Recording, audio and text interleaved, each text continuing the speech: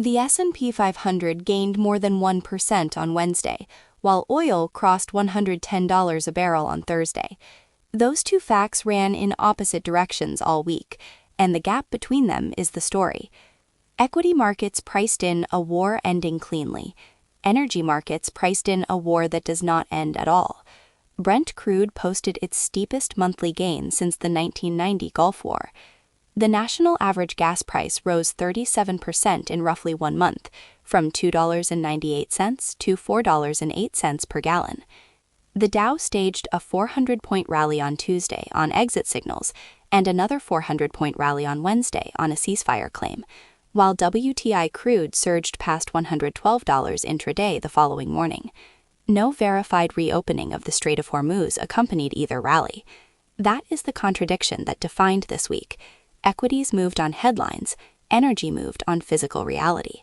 The Strait no rally can open.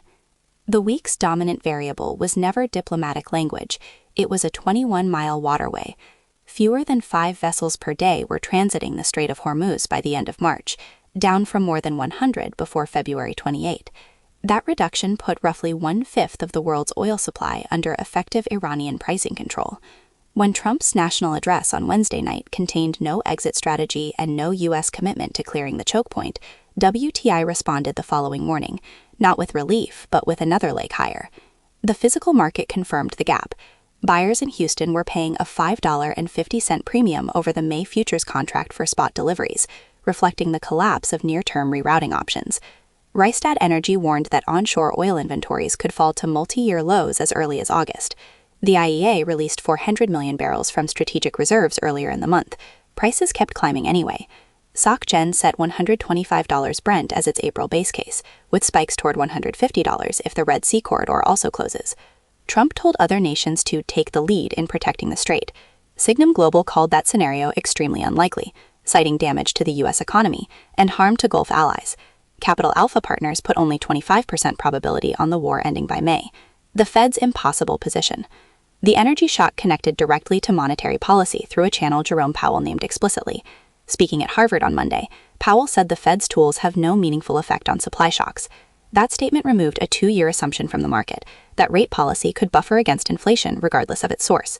Citi's chief macro strategist described inflation as having flatlined at 3% and moving significantly higher. The ISM Prices Paid 7 index jumped to 78.3 from 70.5 on Wednesday, well above the 73 consensus, confirming that input costs were already broadening before the Street expected them to. Goldman Sachs still projected 2 cuts this year, arguing the labor market was softening and wage growth was running below the Fed's target threshold. But Goldman simultaneously noted that investors now assigned a 45% probability to a rate hike in 2026, up from 12% before the war. The 10-year Treasury yield fell slightly in early sessions, then faced weak demand at auction as investors grew more nervous about fiscal spillover. The St. Louis Fed published a paper arguing AI optimism was functioning as a classic news shock, driving inflationary spending by households and businesses regardless of actual productivity output, which has averaged just 1.11% annually since 2022.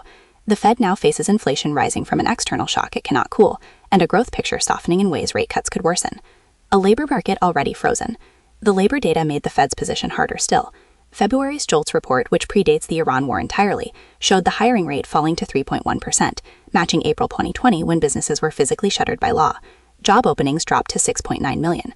The quits rate, layoffs, and retirements were all flat, producing what one economist described as everyone frozen in place.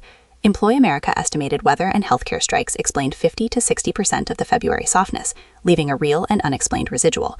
Thursday's weekly jobless claims fell to 202,000, confirming companies were not yet firing, but the hiring freeze was intact. Friday's March payroll estimate stood at just 59,000 expected gains.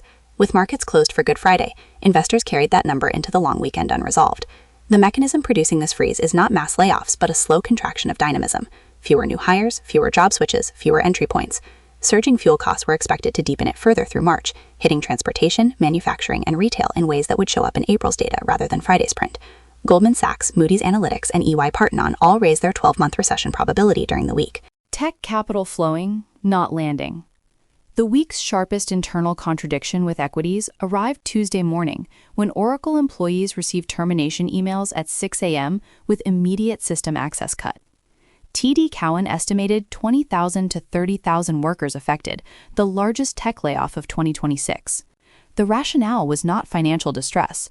Oracle posted a 95% jump in net income last quarter. The cuts were explicitly tied to funding a $156 billion data center buildout, with Oracle taking on $58 billion in new debt within 2 months. TD Cowen warned that swapping headcount for compute could become a template across enterprise tech. Oracle's credit default swaps hit their highest spread since 2008, though Steve Eisman dismissed bankruptcy risk, citing illiquidity in the CDS market. On Polymarket, the AI bubble burst contract rose to 22% from 17% in late February. The same week, SpaceX filed confidentially for what could be the largest IPO in history, targeting a $1.75 trillion valuation.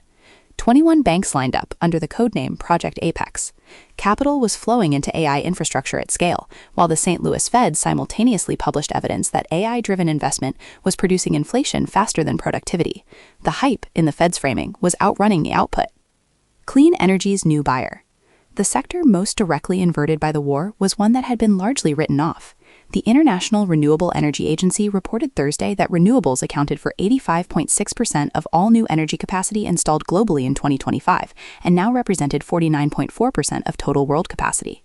The war made that share a national security argument rather than an environmental one.